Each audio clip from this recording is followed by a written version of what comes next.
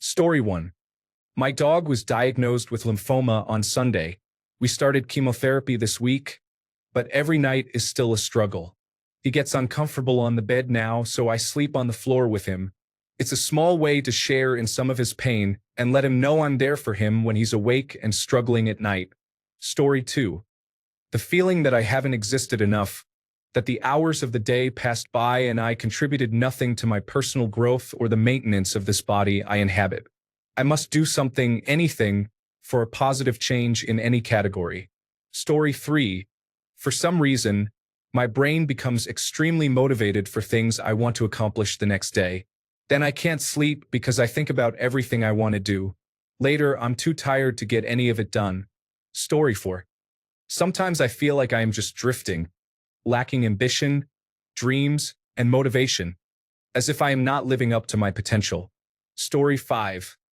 That embarrassing thing I said years ago that no one else remembers, but my mind insists on replaying vividly.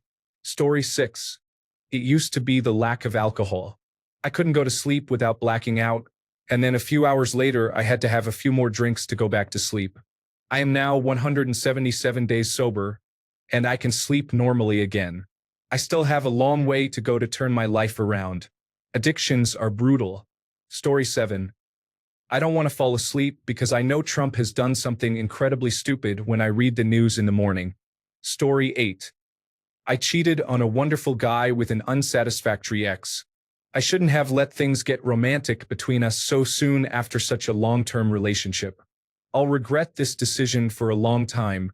I'll stay single until I'm completely sure I'm the woman I thought I was. The bright side is that it's been 2 years, and that wonderful guy has moved on and is very happy. I'm glad I'm the only one carrying this burden. I just had to see this before bed. I deserve it. Story 9. The realization that life is passing quickly for my physical self is profound. In my mind, I am still in my 20s and believe I have plenty of time to pursue my dreams. However, at 50 years old, I am nearing the last quarter of my working life and likely more than halfway through my life. Time passes so quickly. Story 10. Overstimulating my brain right before bed is challenging, especially with the abundance of technology that keeps our minds engaged. I've always struggled with managing this, but as I get older, my body and mind instinctively develop strategies to address it. My normal bedtime is midnight, so from 10 onwards, I gradually start winding down the stimulation. I might play a soundtrack, listen to the news, or put on an audiobook as background noise while getting ready to settle into bed. Story 11. I miss my kids. My ex left when my son was 3 months old and has now introduced them to a new father. Meanwhile, I do not get access even if the court grants it to me. They are so beautiful and amazing, and they do not even know who I am. Story 12. My past, my mistakes, and what I should have done instead of what I did. No one is perfect, of course, and it's not constant. However, the nights when I am battling the demons of my past are always the longest and loneliest. Story 13. The wind howled through the rigging, with some loose pieces of hardware rattling gently and intermittently. A neighbor's halyard slapped against the mast, while strong squalls battered the top deck over my V-berth. But not under sail. I was tied up nice and cozy in a marina. Thank the gods. Story 14. The real possibility of multiple people in my life dying or experiencing a crisis causes me anxiety.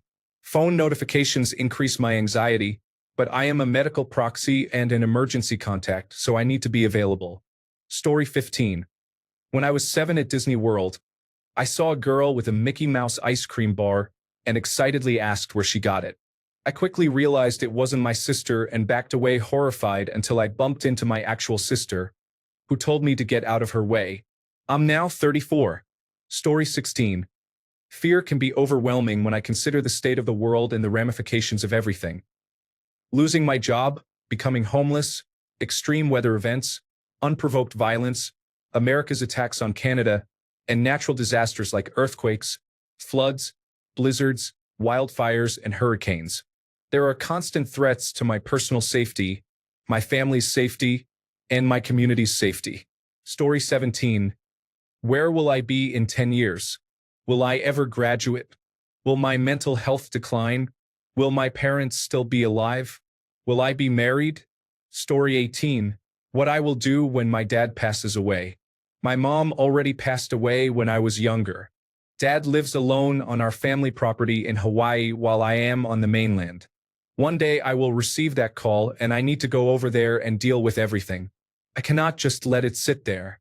He tends to hoard items and I will have a lot of work to do, plus there are all the animals. I cannot just fly back and leave it unattended. After 2 weeks, the grass would be overgrown, and squatters might occupy the property once word gets out. This thought keeps me awake at night. However, I must say that this same anxiety once kept me awake at night worrying about what I would do if my parents passed away young, and it ultimately helped me cope with the sudden passing of my mom when she was 55. If you have already imagined that scenario countless times in your mind, it becomes easier to handle, process, and find solutions. Story 19. I'm sitting next to my soon-to-be ex-wife, pretending everything is okay. I spent the day with her family tidying up our house so we can sell it because I lost my job, which is my fault, and I will own that. She also has a crippling shopping addiction that drained our savings and affected our children, along with most of my retirement fund. But to her family, I'm the one at fault. It keeps me up at night because she may very well be the reason our children become homeless. Story 20. I unknowingly had a situationship that I didn't realize until 3 months later when a guy I went on a date with asked me if I had ever experienced a situationship. I sat there and thought about it, and I realized, oh my God, yes I did. Story 21. Well, I don't really have to go to the bathroom, but I should, because I'm about to fall asleep. This is what I think when I hardly feel the urge to urinate. After that, I struggle with the question of whether I am intoxicated enough to wet the bed. Story 22. I lost the love of my life. I went to prison and frankly, I did it to myself. During the court process and the years on the inside, people actively tried to get her to move on, forget about me, and even twisted things to make me into a monster. Maybe I was? She eventually caved. She's happy now with someone else. But during that time, she went from perfect to even better. I can't help but think about my mistakes. I see myself as more of a bad guy than I am told I am. Then I remember who and how I hurt the people I truly care for. I lay awake at night, thinking about what I lost and how lonely I am. Nothing I did before becoming a criminal held any weight, and so many jumped ship. I hope when I do go to sleep, I just don't wake up. Story 23. Thinking about all the people in my life and how there are a limited number of moments left with them. Seriously, think about it. The person you see once a year, you have 30 more times to see them. Your parents, whom you might see once a week or once a month, also have a limited number of moments left. That's what keeps me awake. Story 24. America could have access to more affordable healthcare, but some lawmakers prioritize political agendas over the well-being of citizens, leading to higher costs and reduced coverage for everyone. This approach seems counterproductive and detrimental to public health. Story 25. I'm on the wrong side of the aging curve with no real chance of making good money. From here on out, it's just a continual struggle as my body betrays me 5% more each year until I eventually collapse while working. Story 26. The urge to talk to people is there, but please don't bother me during the day. I am too tired from staying up too late. Story 27. I just read something on a forum where a man created AI photos of himself as a woman and used a fleshlight and other devices while engaging with them for 2 weeks. Story 28. What is the point of life? What happens when I die? If my only child does not have children, my genes will be lost. Story 29.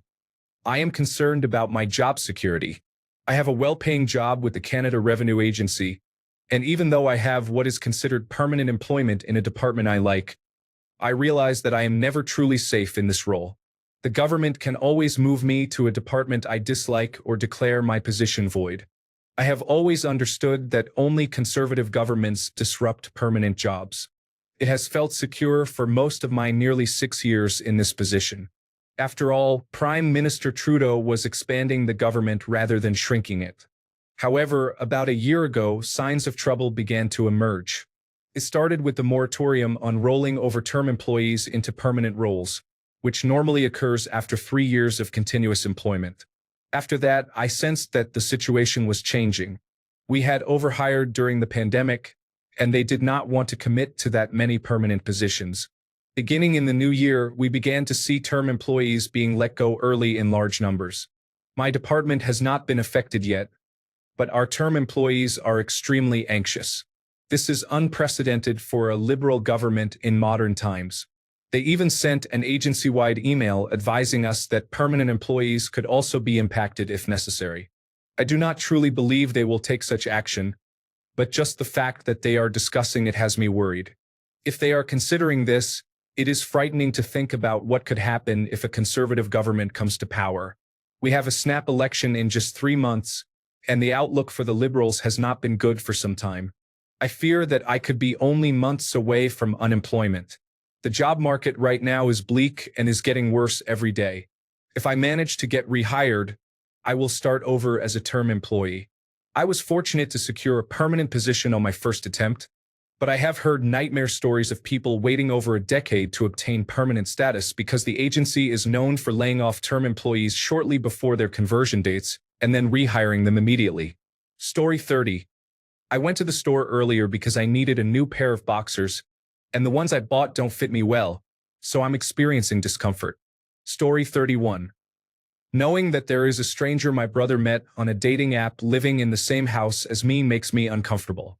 Story 32.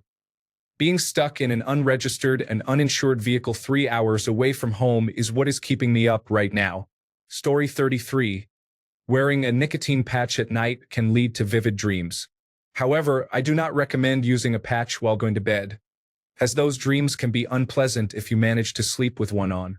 Can be quite uncomfortable. Thanks a bunch for sticking around till the end of the video. Remember to subscribe, and until next time, stay awesome and goodbye.